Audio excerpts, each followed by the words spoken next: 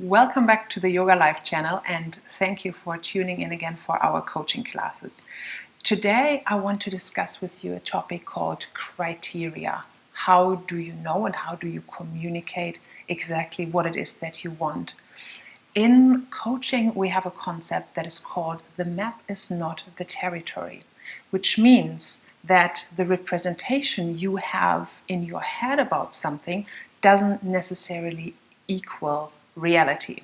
Let me give you an example. For example, if I was to drive to Sydney, but I was holding a map of Melbourne, how would I navigate? It wouldn't work. In a similar way, I cannot assume to know what the world looks like from your perspective. All I know is what my perspective is, what I think about love, about happiness, about great jobs, about finances, etc. But just because I have a certain set of beliefs and criteria about what is right or wrong for me, that doesn't necessarily mean that this matches up with you. Hence, the more aware we can be about what our map is and what our criteria are for good and bad and ugly and for all the great stuff, the more we can communicate this and tune in with each other to balance each other out. So the first thing you need to do is be aware, obviously, about your criteria.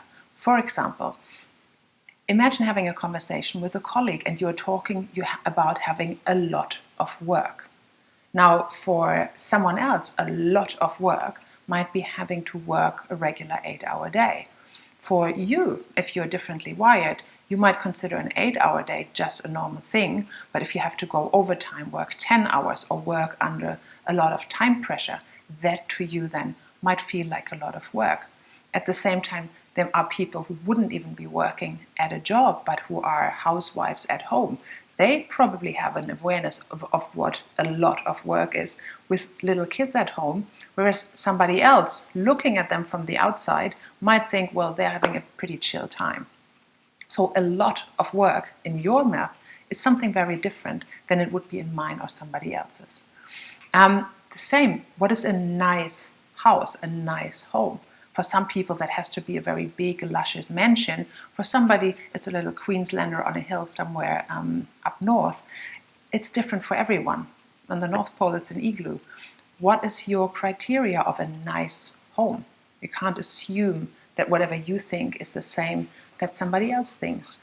What is success? The more metaphysical you become about those things, there are all sorts of ideas out there of what something like success, like love, like happiness even means.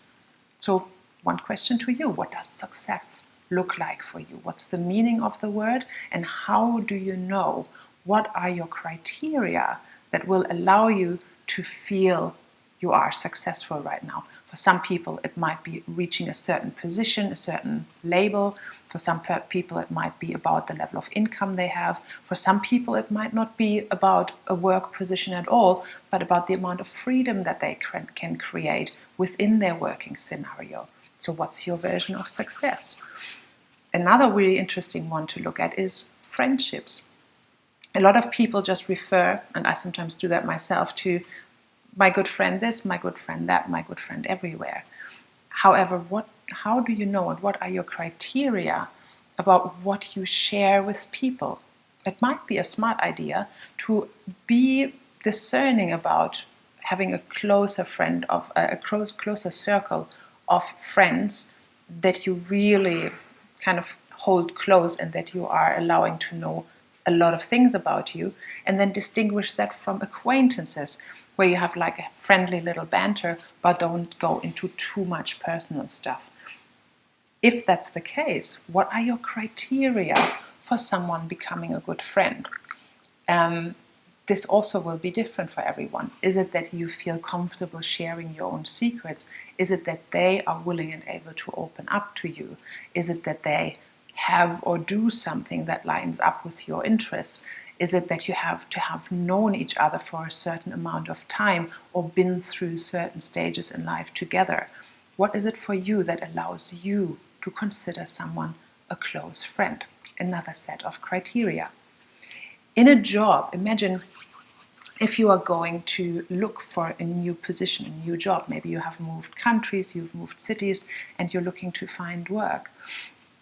Oftentimes it can be easy to just go for whatever is available, just see what are the ads that are up or what can we get, and then go there hoping that they will find us suitable for the job. Hence they have their criteria and we just hope that we get in. However, you can turn this around as well and gain clarity for yourself about your own criteria, what you need from a job, what it is that you want. For example, what kind of work environment do you want to be in? What kind of culture do you want to be in the workplace so that you're comfortable not only making an income, but also being surrounded by a certain type of people for the whole day, every day? What are your goals in the next 5 years? Where do you want to go with your career? How do you want to develop as a person and as a professional over the next few years? And does that potential job line up with and align with your goals? How are you planning to grow? And what are the things that you have loved about past jobs, which is a good hint for your criteria? And what is it that you are willing to accept or not accept in a new position? What is your version of excellence? It's a whole new, set of criteria. What is excellence for you? What does an extraordinary life look like? Maybe you're one of the people who don't want an extraordinary life. Maybe you're quite happy to just have a relaxed and balanced life.